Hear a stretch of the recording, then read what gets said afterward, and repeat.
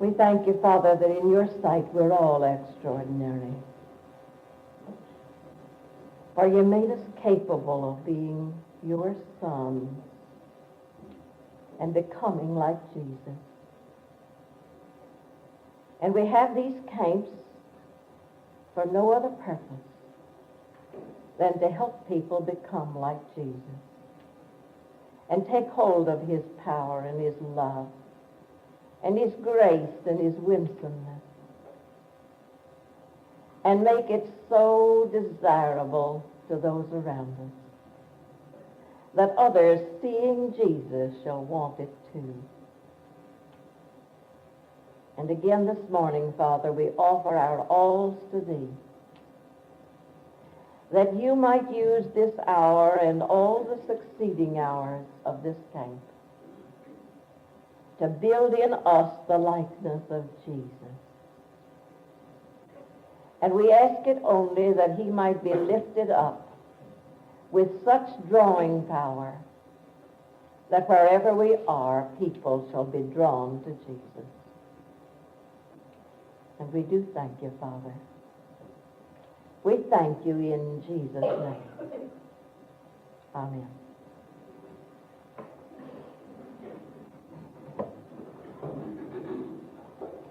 I believe it was Tuesday that I spent the whole time in talking without a story, giving you some of these laws that undergird life, that whether we recognize it or not, we are living by them. Our lives are made or broken by the way we follow and live out the law of love. And then I promised you that since I had spent the entire hour talking about the laws and the disciplines of life, that one time I was going to give you a time that would be all story. Now, I was trying to dodge this story, but so many have asked for it that I'm going to give the story of Paul Galmecchi in New Orleans. Now, I'm sure that many of you have heard this story. And if you have, why, and you want to run and take a nap or walk the beach, I won't feel the least bit offended. But this is a story that teaches us much if you'll catch the lesson. That's why I feel that it isn't really letting anyone down when you tell a story, for sometimes you can teach the laws better through a story than just talking direct. This is a story that lets you know the wonderful guidance of God. How God guides in every detail, even though you're so totally unaware of it. When you belong to him, he is watching every step. He's opening every door. And he's guiding you in every point. And it fulfills another thing, that before we even know of our need and call, he has the answer waiting. I wish we might know that. That there's never any time we ever call him that he isn't always waiting and he has the answer waiting. The right answer. The answer that's going to find the cause of the need and root out the cause. And the need will never be met until the cause has been overcome. And this story shows you that God always has the answer waiting. And he's always there guiding and protecting and opening doors. Another thing this story shows is that a purpose, anyone with a great purpose and goal in life and a constant faith backing it, that there's enough power in a great unselfish purpose to overcome anything that comes to us in life. Now you can watch for those three, for all of them are brought out in this story. Now it begins in a very insignificant way. up in the Pennsylvania camp that only lasted for several years. We were there until Shrinemont opened, and when Shrinemont opened, the facilities and the atmosphere and all seemed so much more desirable that Rhodes Grove, Pennsylvania camp had to close. But this happened at Rhodes Grove. There was a dear soul there up in her 80s from New Orleans. She'd come all by herself to the Pennsylvania camp. And every day when I finished my meditation, she'd wait until everyone else had finished talking. Then she'd take my arm and out we'd go together. And she'd say, I wish that you could give that in New Orleans. You know, the people down in New Orleans don't know anything about this. And I wish that they could hear some of these talks. Do you ever come to New Orleans? I said, yes, I've been there just once to the Mardi Gras. Oh, she said, that's why everybody comes to New Orleans. They don't seem to think of anything else in New Orleans but Mardi Gras and sham and things of that kind. But I want them so much to know of some of these things you all talk about in camp. Well, it was a 10-day camp, and before the 10 days were up, she said, I wonder if you'd promise me something. Well, a dear old lady, as sweet as she is, you'd promise her most anything if you could. She said, if you ever come near New Orleans, would you promise to let me know and talk to my prayer group? I doubt if I could have any more than the prayer group, because I don't know anybody in New Orleans that's interested in things like this but my prayer group. And they're the ones that sent me up here, that gave me the money to come to camp. And I'd love so much for them to hear a message like this. Now, she said we couldn't pay you anything, but if you ever came that way so that it wouldn't cost anything, would you promise me that you would let me know and talk to my prayer group? Well, I said, I certainly would, Sister Annie. You know, you've been in an ashram. Why, you're a sister. And I'd been in an ashram, and she'd been in an ashram, so we were sisters. And I said, oh, surely, Sister Annie, I thought that was about the easiest promise I could ever make, because she was up in the 80s, and she didn't look too healthy. And I had no idea of going to New Orleans any time again, anyhow. And why not make the precious soul happy? So I said, I promise you, Sister Annie, if I ever come near New Orleans, I'll let you know, and I'll talk to your prayer group. Well, don't you ever make a promise if you don't mean it. I meant it, but I never expected to have it called on me. Well, by the time I got home from that camp, here came an invitation from Houston. And it came through Sister Alma Wynn. I'd met her in the ashrams, too. And she was quite prominent in the Methodist work, and so she had worked those poor souls up that didn't know me from Adam to invite me to come and lead a conference retreat. Well, I wrote back and told them that Houston was a long way, and that it cost right much money to come from Norfolk to Houston, and I didn't think it'd be worth what it would cost. But that if I had received any more invitations out that way, and I hadn't, because this was a long time ago when my family was living and I was busy, and I only went to 1 or 2 camps a year. And so it had never occurred to me I'd get any more invitations from out that way. But I said, if I get any more invitations out your way, I'll remember and let you know. Well, it wasn't more than a week or so till I heard from Lake Charles. And Lake Charles invited me to come and lead a retreat for them. Well, I didn't know where Lake Charles was, but I looked it up on the map, and I saw that it was reasonably near Houston. So I wrote them and told them that I had one other invitation, and that if another one came in that I felt would justify the expense, why, I would link them together and come. Well, then I received an invitation pretty quickly from Shreveport. So I looked that up on the map, and that wasn't too far removed from the other two. Well, now, this was so unusual, for the only place that had ever trusted me outside of Virginia before had been Alabama. And I knew those dear trusting souls were so sweet that, well, I'd been going to Alabama for some time, but it had never occurred to me that I'd go anywhere else but Virginia and Alabama. But here's three places, and I felt that now really maybe the three places would be all right to risk the expense.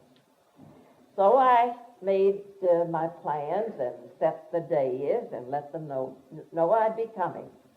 Now I saw that Lake Charles seemed to be the natural one first, so I said, now February the 1st, I'll come to Lake Charles.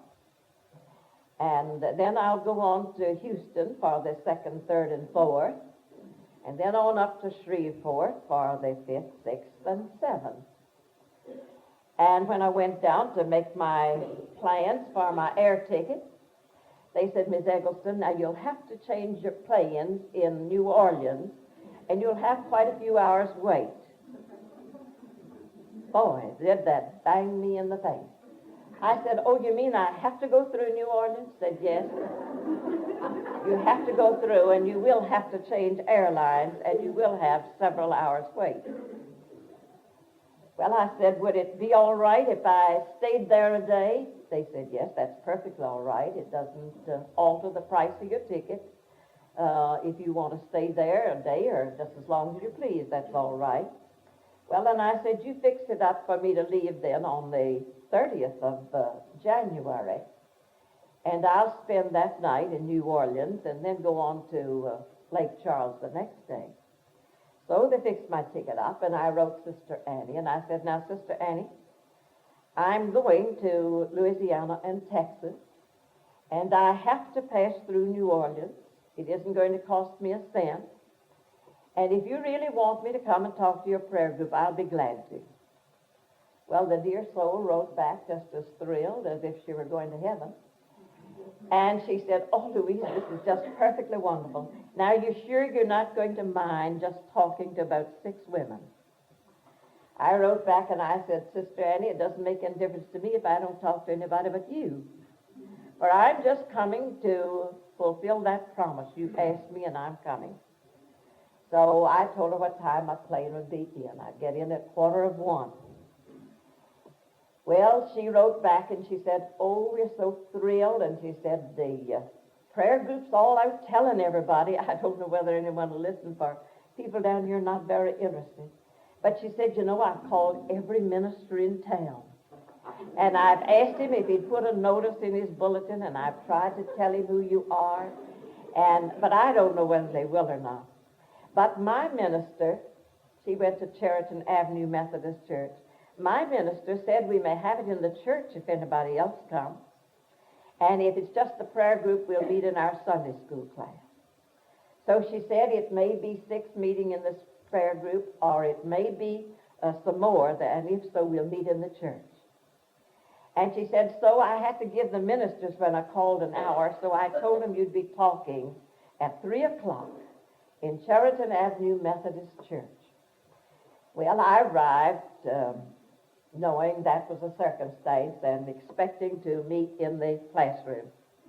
They met me out at the airport, and we had lunch together, and we almost forgot about the hour at the church because we were so lost in having a good time around the table. But she said, we better be there at 3 o'clock. So we dashed into Cheriton Avenue, and if you know New Orleans, that is a near downtown church. And as we drove up, there wasn't any parking places. So one of them said, my, there must be a good movie in town today for the parking places to be taken this far out. And so we let it go at that. And we went into the classroom, and Sister Annie said, now, I'll go in and peep in the church and see if anybody's in there. And so she went and peeped in the church, and she came out with her eyes protruding like a crab.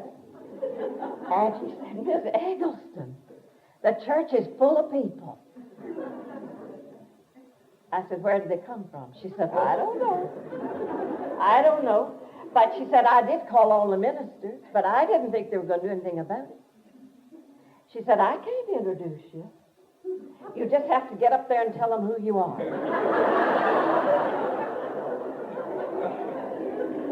Well, I thought, well, I've done everything else. I don't see why I shouldn't do that.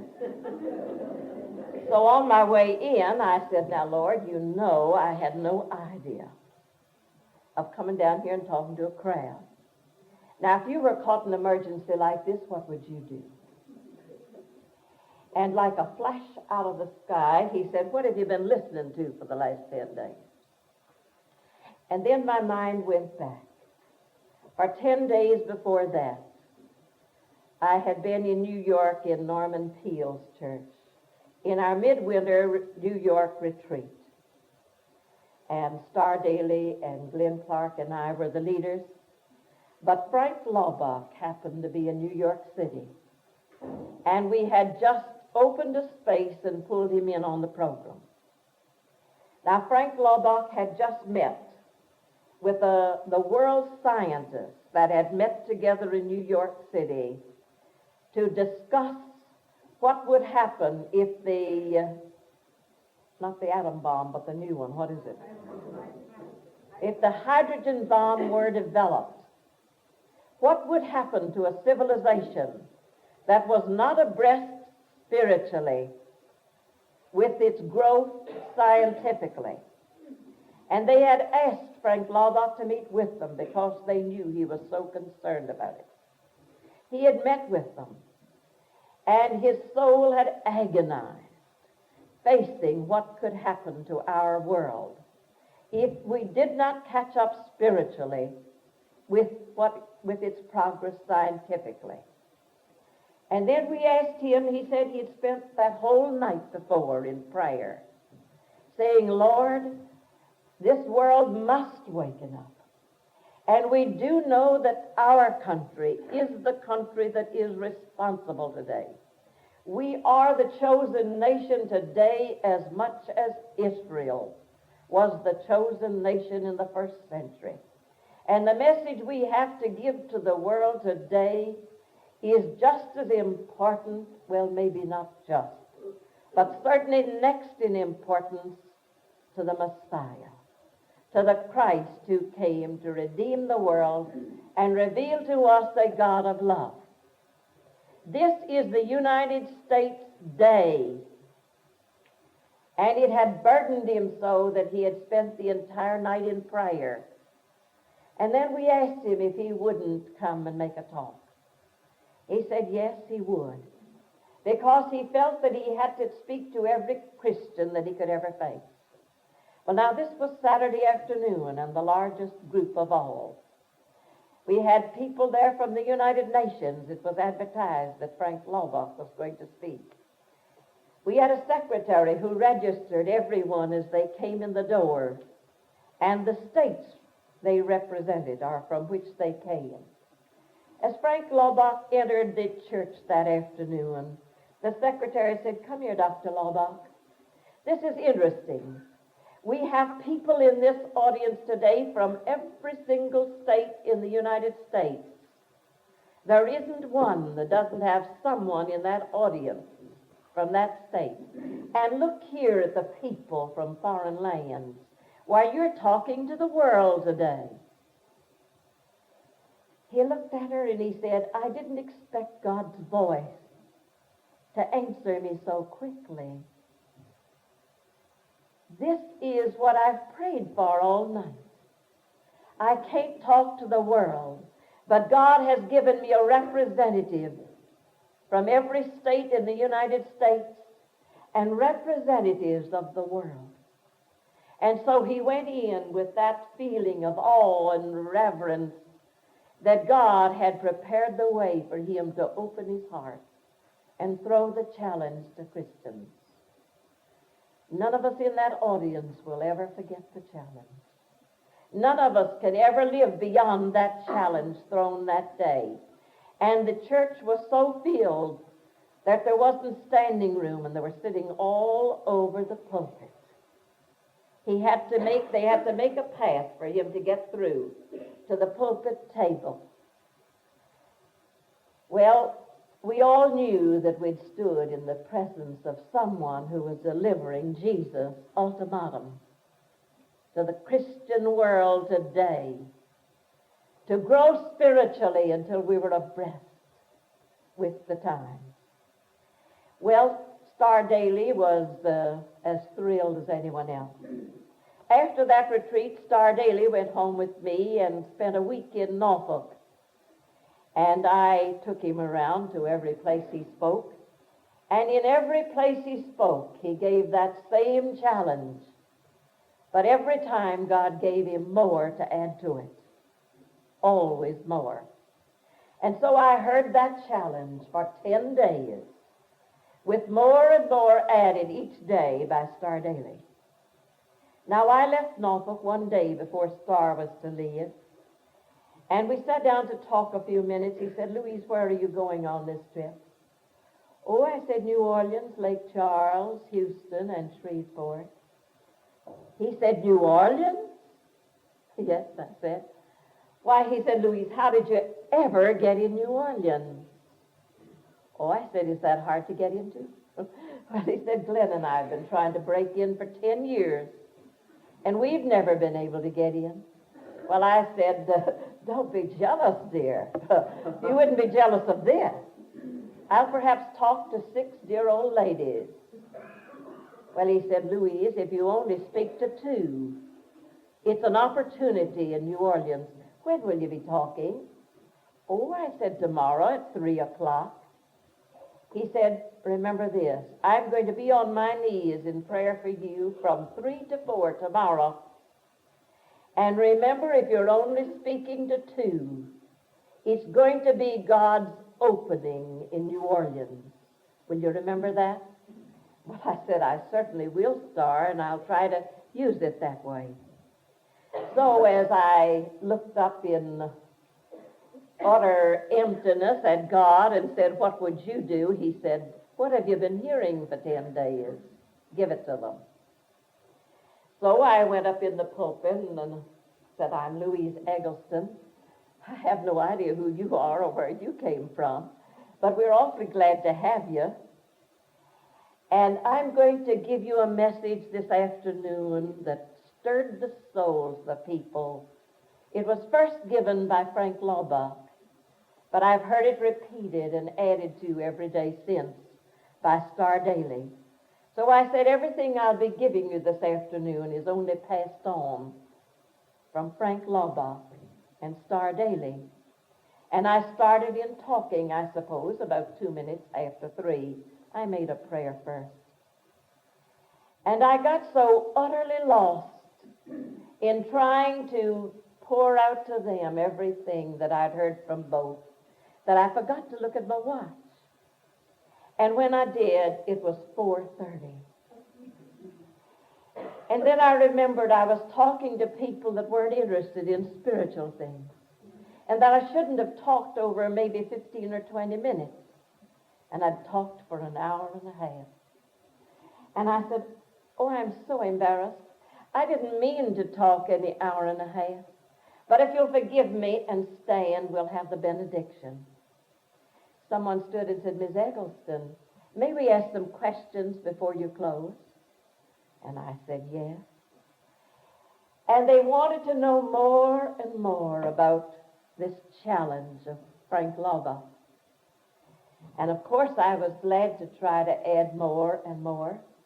And it went on until 5:30. And then I said, "Now, you know, it's 5:30, and I have a dinner engagement at 6. And I'm sure that most of you women in this audience should be in your own kitchens at this time. And so if we'll stand, we'll have the benediction." And some man rose and said, "Miss Eggleston, where will you be talking tonight?" And I said, "Well, I wasn't expecting to talk anywhere tonight." He said, "But would you talk tonight in Rain Memorial Methodist Church if we announce it here?" Well, I said, "Yes, if you'd like me to, I'd be glad to."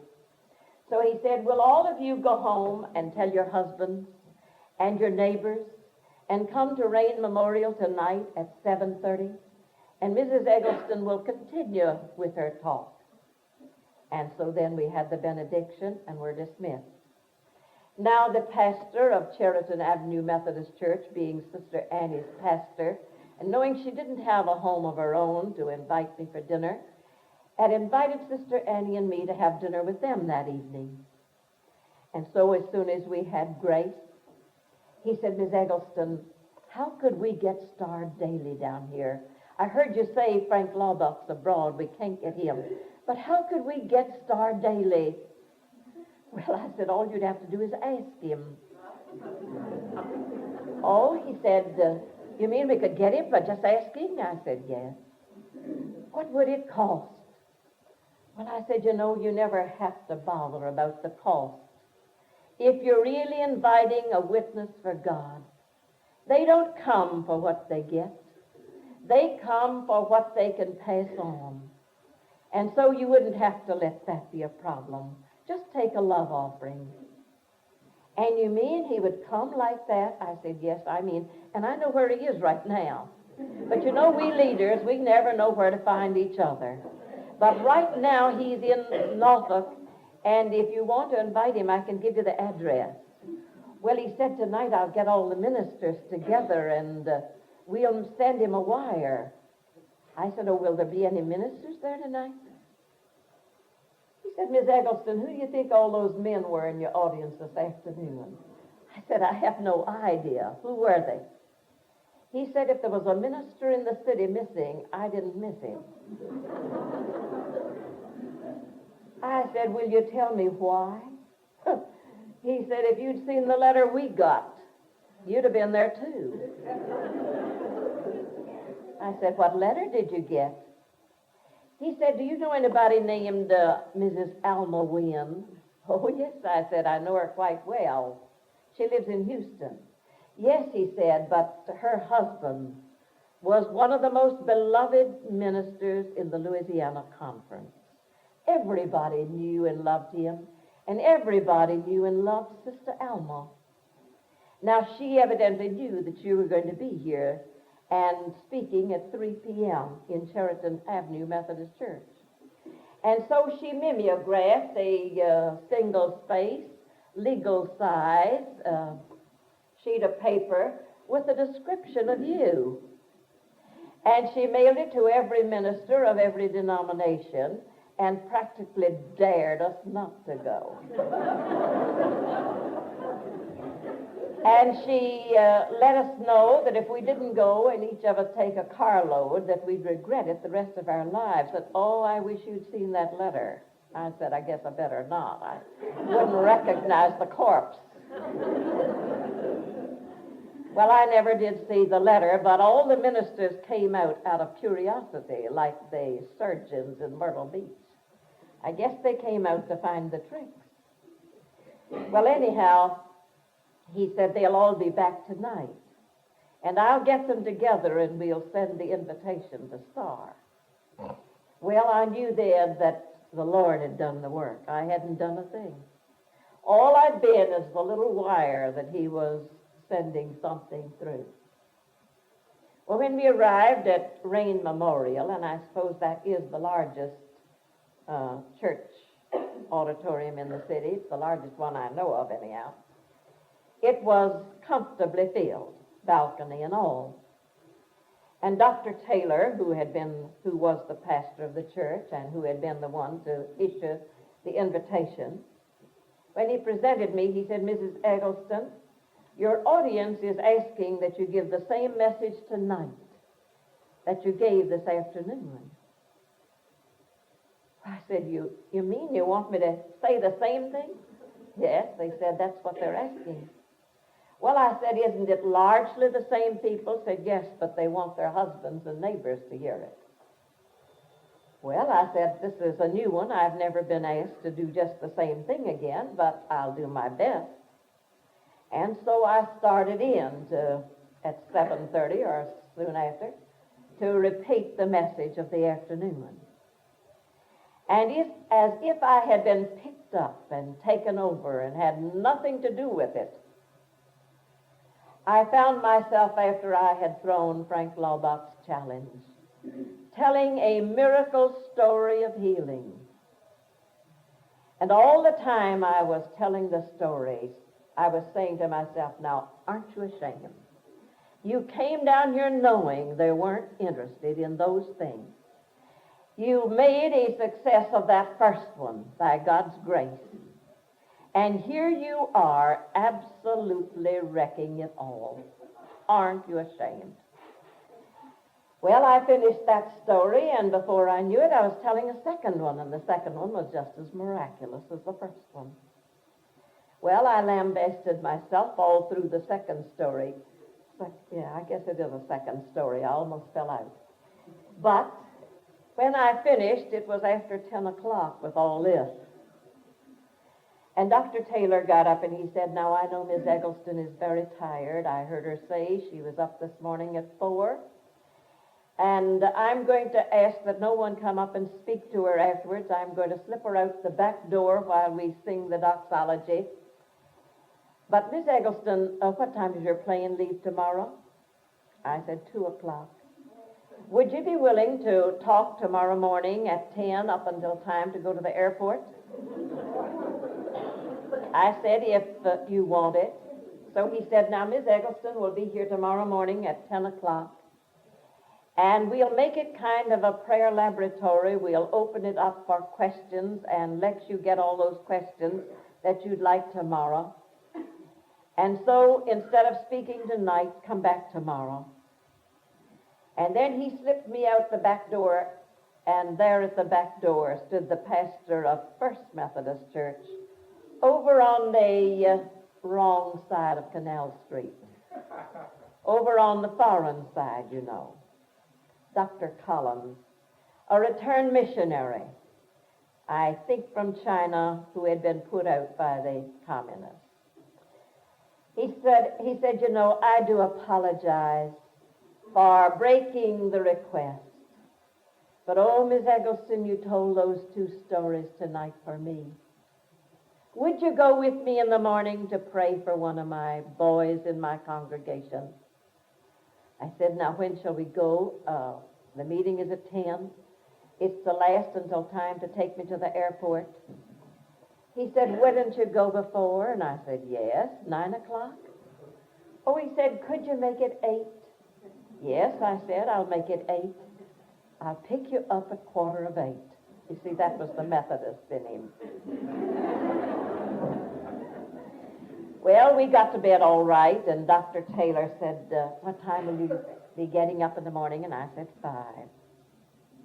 Miss Eggleston, why do you get up so early when you're going to bed so late? Well, I said, you know, there's a little alarm clock that goes off inside of me. And it goes off anyhow. That's my time alone with God. And he said, you mean in the morning you're going to get up at 5 too? And I said, yes, I guess I will. Of course, I didn't know what I was doing to that dear minister who is used to getting up maybe at 8. It's the custom in New Orleans that the man of the house must get up and serve coffee to the ladies before they get up.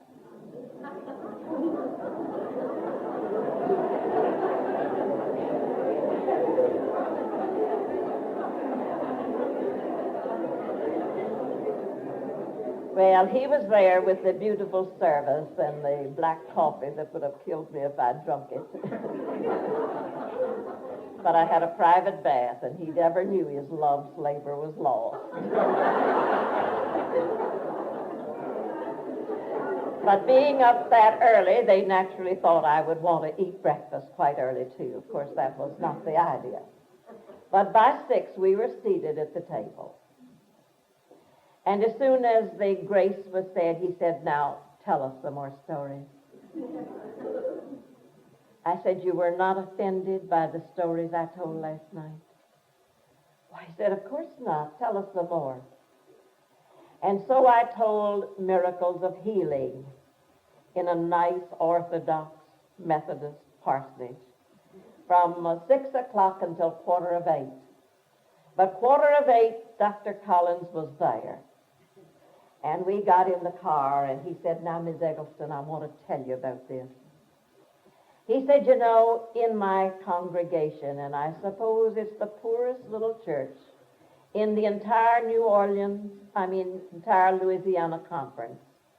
For he said these missionaries that go out and serve, they get out of step with the conference back home. And when they come back, there isn't any place for them except at the bottom. So he said, this is my little church. It's only a tiny little church of foreign people, but it's been a great opportunity and I've loved it.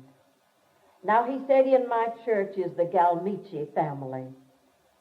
And this wonderful boy, Paul Galmecchi, has been a very wonderful boy. I have loved him ever since I've been here. I've never seen a boy with more faith, with a greater purpose, a more constant ideal, and a greater trust in God to know that what that purpose had been put in his heart to do and be, God was going to make it possible to do. Now he said he was naturally in a very poor family. And most very poor families like that are very large families. And Paul was the eldest son. Now Paul had known ever since he could talk that he was going to be a doctor. He never played anything but being a doctor. He always had a little satchel in his hand, and he'd go around and make out like the cat's legs were broken, and he'd fix them in splints and fix them up, and he was just constantly being a doctor. Now, as soon as his family noted that, they said, now, Paul, you get that idea out of your head. If you ever get through high school, you'll be a lucky boy. For we've got to give all of our children education, and none of them can get more than high school. Now, doctors take too much training. You will never have a chance to be a doctor. Well, it didn't dampen his ardor any more than it dampened Albert Cliff's. You know, the father of Albert Cliff had told him he should never be a minister, that he forbid his son to ever be a minister. But he arrived later on, didn't he? Well, it didn't dampen Paul's ardor. He knew he had to be a doctor, and he was going to be a doctor, but if he became a doctor, it was going to be because he opened the way and earned it. Now, Paul was a lovely, strong, tall boy, healthy, and he loved athletics.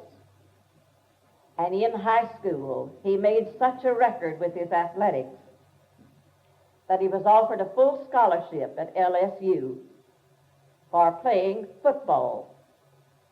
Now, while he had also made that record, he had been a straight A student. You see, a boy that knows that he's going to earn his own way. He knows he needs all that he can get. And so he was making good at athletics. He was making straight A's in his grades. Now he goes to LSU, and by the second year, he has made the All-American for LSU. Now, up until he became All-American, the people on the other side of Canal Street didn't know Paul existed. But you know, when you've got a football star and he's made recognition all over the country, he's your boy. Now Paul became the love of New Orleans. New Orleans had a boy who'd made All-American. And so now whenever a football game was played and Paul was in it, New Orleans was there. He was their Paul, and it didn't make any difference if his family lived on the wrong side of Canal Street. Well, he had for 2 years, he had been their star player. He had made their records, and you can look it up if you want, if you've kept your annuals. And you can see that Paul Galmecchi was the star player on LSU. I think it was 47 and 48, or 48 and 49, but it was right in there. Well, now he had been the star player, and the game was won on Thanksgiving Day, and this was 49 now. well, I think it was 49. And on his way home on Thanksgiving Day with a carload of happy boys, the car was wrecked. Car and boys and all pitched high in the air. And Paul hit the pavement first, face down. And then the car landed next, right in the middle of his back, and crushed his spine, just crushed his spine. Well, of course, when they picked him up, they did not expect to find any breath in his body. And from the looks of this poor crushed body, they didn't expect any breath, but he was still breathing. And so they dashed him to Charity Hospital, that great, large government hospital in New Orleans. And special editions of the paper came out. Their hero, the brilliant player of the winning game, a victim. Unable to live, impossible for him to live, and explained his condition. Well, of course, they gave him loving attention, but they didn't try to put him in a cast. You can't do much for a spine that's crushed. They simply made him comfortable until the breath left his body. He was in a coma, and the headlines every day of the paper gave his condition and all that the doctors were saying, and of the internal injuries, and the amazing thing that he still breathed, but of course it was just a matter of moments or hours. But this wonderful missionary minister, you know, missionaries in foreign lands where they do not have wonderful doctors and best hospitals and latest scientific equipment, they learn to go straight to the great physician. And this wonderful Dr. Collins knew that great physician intimately. He'd seen many miracles happen through the great physician. Now they would let the minister in. He went in, and every day this boy in a coma, and he thought, not knowing anything about it, he would stand over him and pour out his heart to God out loud and tell God what a wonderful boy he'd been, of the beautiful ideal, and what he could mean for this world if he restored him and say, Lord, we know it's not beyond you. You made him. And if you made him, you can remake him. And we'd give him back to you for your glory. And so every day he'd go in and stand over this boy in the coma, talking to God, just pouring out his soul, telling God what a witness he'd make and all those things. Well, he didn't realize it maybe then, but that boy was picking up everything that he was saying and building it. Well, this went on. It was now the 30th day of January. No, it was the 31st now, or it was the day I was to leave to go to Lake Charles. He had been in this condition, except he had come out of the coma, since Thanksgiving Day. Now it's the last day of January.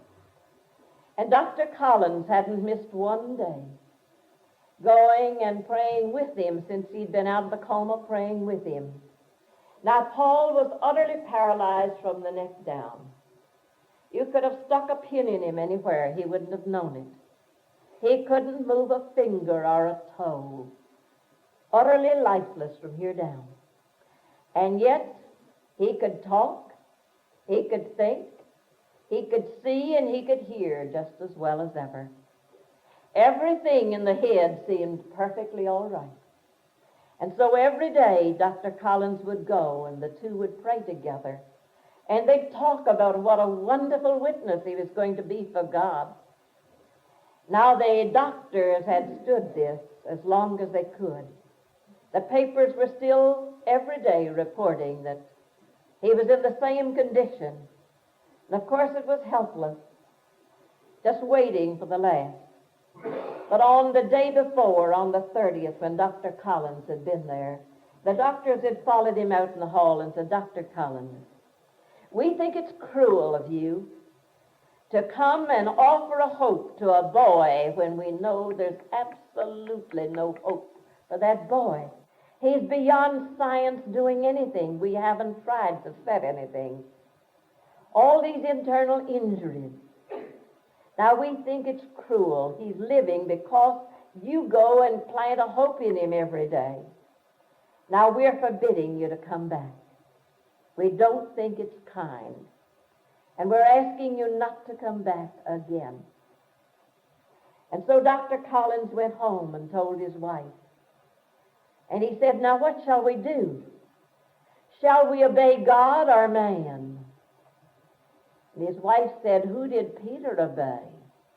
When Peter faced the council, the same Sanhedrin that had crucified his Savior, and they commanded him not to teach and preach, who did he obey? And Dr. Collins said he obeyed God, didn't he? Well, that was the burden of his heart when he came to that afternoon meeting, or this had happened in the morning, that he came to the Cheriton Avenue meeting that afternoon. He had come back again that night. And it was his pull that drew the miracle stories out of me, when I had no more idea of telling them than you had.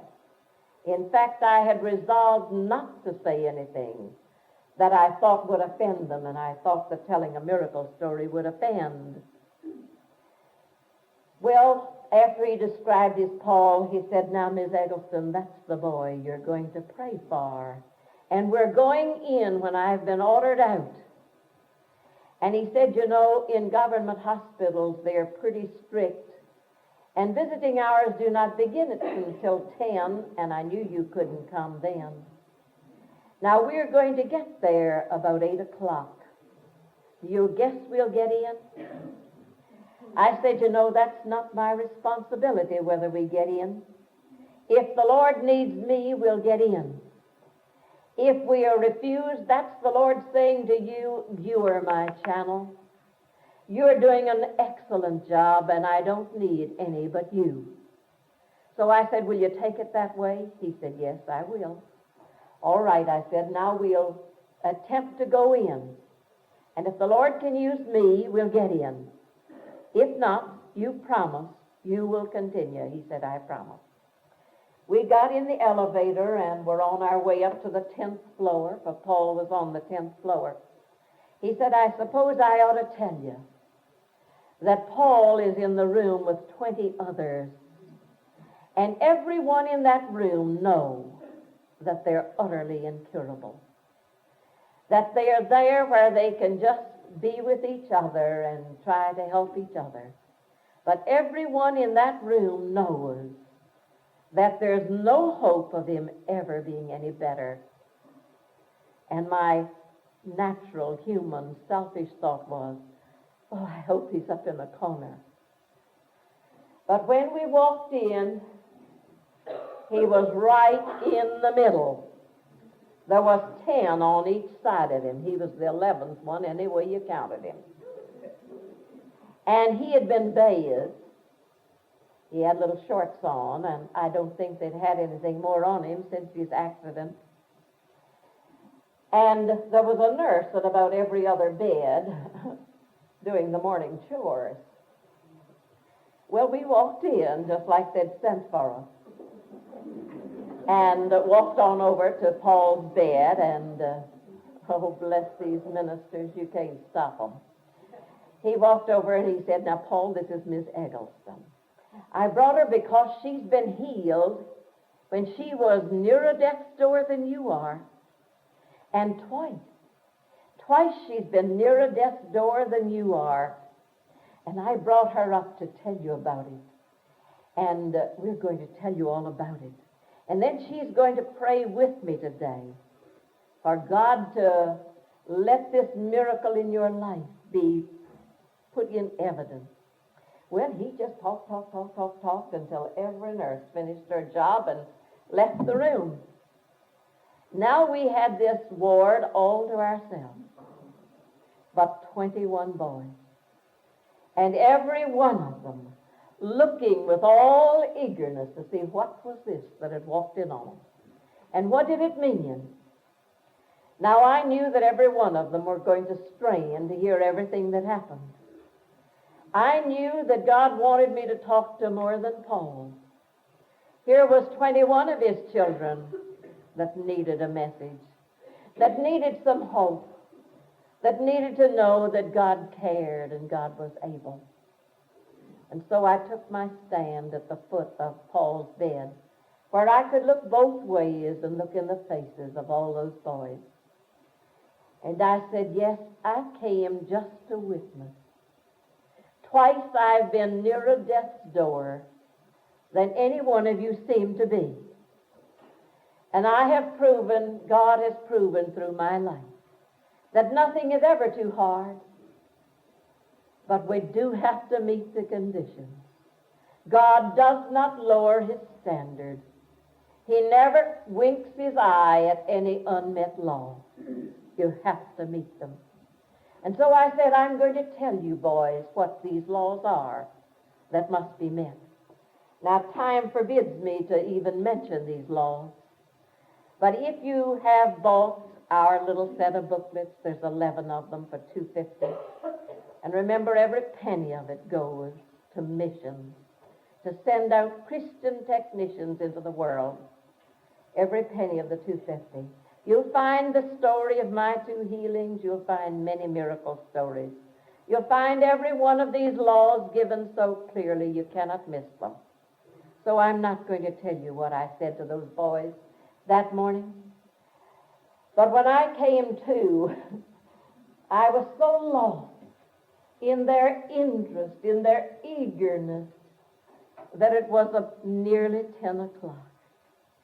And we hadn't prayed. We'd only talked about it. I had said, Paul, you tell these boys about what wonderful bodies God has given them. For you're a medical student and you know about it better than I. I was amazed when I heard Paul's football voice. It was as rich and deep and clear and strong. He couldn't move his head. But oh, that old voice went out so clear, telling these boys what a marvelous body God made for us and how God was remaking it every second. But how we're co-creators with him, and these bodies are made according to our faith, according to our love, according to our obedience and our commitment. And I said, well, we must pray quickly. I'll be late to the meeting, but I know this is why God brought me to New Orleans. I know this was my mission, and God only used the other to get me here. So now let's pray. Now I said every one of you boys can use your hands except Paul. I said, how many of you know Jesus? How many of you can close your eyes and see Jesus? They all said they could. I said, all right, let's use our imagination. That's the most wonderful gift that God has given us, is our imagination. Now I want every one of you to just close your eyes and just see Jesus right there beside your bed, for he is. He's as close to you as the air you breathe. And every time you take a breath, you're breathing in his Spirit. And in that Spirit you're breathing is all the power, all the wonder that Jesus has. Now I said, take a great big breath, every one of you, and just feel that you've drawn in the whole power of Jesus. And they did that. I said, now I want you all to reach out and take hold of his hand. For he's standing there and wants to take hold of your hand. And you remember when they brought the multitudes? He only touched them. And they were every one made whole. It's that contact, that oneness with him that draws his power. So reach out your hands now and take hold of the hand of Jesus. And I saw 20 hands go out. Now I said, Paul can't reach his hand out. I'm going to take Paul's hand. And I'm going to put Paul's hand in the hands of Jesus. Now keep your eyes closed, for we're going to talk to Jesus. And so I started to pray, and as I started to pray, the power that swept through me was so great, I didn't think I could bear it. It was the hottest electrical power. Well, that's as near as I know how to describe it. It was like all the heat that would be drawn through a cable into some great furnace were being drawn through me. I wondered if I could take it. It made me weak as well as hot. And when I finished my prayer, I said, Paul, I can't take my hand away yet. There is such a power sweeping through me that as long as this power sweeps through me into your body, I'll have to stand here and hold your hand. He said, oh, I feel it. Well, I said, Paul, I didn't know you had any feeling in your body. He said, I haven't had until now, but I feel that. And I feel it all over my body. I said, what's it like, Paul? He said, you won't laugh. Well, I said, of course I won't laugh. He said, it's just like a fire that's flowing all through me, liquid fire, but I can feel it mending me and blending me and making me completely whole. I said, that's just the way it feels to me, liquid fire. And I know it's flowing through, and I know it's doing what God wants it to do. I stood there until 10:30, and it didn't bother me one bit that there was a church full of people waiting, for I knew this was my task. At 10:30, or just before, I could feel it letting down and flow finished. I said, now, boys, I don't want one of you to ever ask again for a healing. God has already given it. He's given it to every one of you if you have the faith to receive it, if you have a committed life for it to continue, if you'll witness to its power and give him the glory. Now, the only prayer you need to make from now on is a prayer of praise and thanksgiving. And then I left them a set of our booklets, and I said, now read this, and it'll fill in all the things that I haven't been able to tell you. And I said goodbye and left. Now, I left that. When I got over there, why, boy, Mrs. Taylor was out running around the church. She said, come on in. Dr. Taylor has told every story you told at breakfast, and he's run out. I said, you all haven't heard any story yet. Wait till you hear this one. I waited and I said, how many in this room ever heard of Paul Galmecchi? And they looked like, where have you been that you would ask us anything like that? Of course they all knew their hero. I said, how many in this room think that Paul will ever be well? And then they did think I was fanatical. Of course, no one thought he would get well. I said, if Paul gets well, do you think the city would recognize that God did it or the hospital? And they said, well, they'd know that the hospital has admitted, and by the papers over and over, that nothing could be done, nothing has been done except take care of him and feed him. I said, all right, Paul is going to be well. Paul is going to walk. Paul is going to fulfill that great purpose of his life. And then I told him the story. Now I said, God has begun it. We know it's begun. But God cannot even continue these miracles unless he has channels that are always open, always flowing with gratitude and praise and thanksgiving. Will you all be those channels? Well, you should have seen that group of people. Thrilled to be a channel. I said, would it help your churches in any way?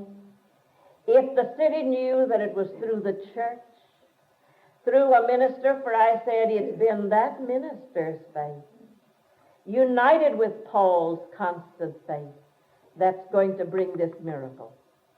There's where the miracle, it's the church Now, we know our churches aren't everything we would love for them to be, because the church is made up of you and me. It isn't the church's fault that it's failed. It's your fault and my fault. We haven't lived up to our high heritage as children of God, and the church has taken the blame for our failures. But I said New Orleans will see something that the church has done, won't it? They agreed. I left and I said, let me know how he gets along. But I knew he would. Well, you know, I didn't tell them any addresses. They knew I was going to Lake Charles and to Houston, but they didn't know where. But they did hear me say I'd be in First Methodist Church in Shreveport. So when I got up to Shreveport, there was a letter waiting for me at the church from Sister Annie. She said, Miss Eggleston, the miracle has already happened. The third day after you left, Paul got out of bed all by himself, took 3 steps away from the bed, turned around, walked back, and got on the bed. But almost immediately after that prayer, he began to be able to use his fingers and his hands and his arms, and then move his feet. And by 3 days, he had coordinated them enough to get off the bed and take 3 steps. That's all I knew till I got home. And I did go from there, I believe, on over to Dallas, where I was a week or more getting home. Well, Sister Annie was the only one that knew my address. But Dr. Taylor had said to me, oh, Miss Eggleston, you know, I know a minister who's up in Virginia now. He used to be pastor of Rain Memorial Methodist Church and transferred from here to Virginia, Dr. Frank Wells. Would you know him? I said, would I know him? He built Camps Methodist Church. He was our pastor for 5 years. But right now, he happens to be our district superintendent. And the district parsonage backs up to my home. So he's my backdoor neighbor. And then we just talked at large on our love for Dr. Wells. Well, he didn't know how to get this news to me except through Dr. Wells. So he addresses Dr. Frank L. Wells, district superintendent, Norfolk District. And he writes him the whole story of the miracle and sends him newspaper clippings. When I got back to Norfolk, all our prayer groups, all of our church knew about the miracle of New Orleans.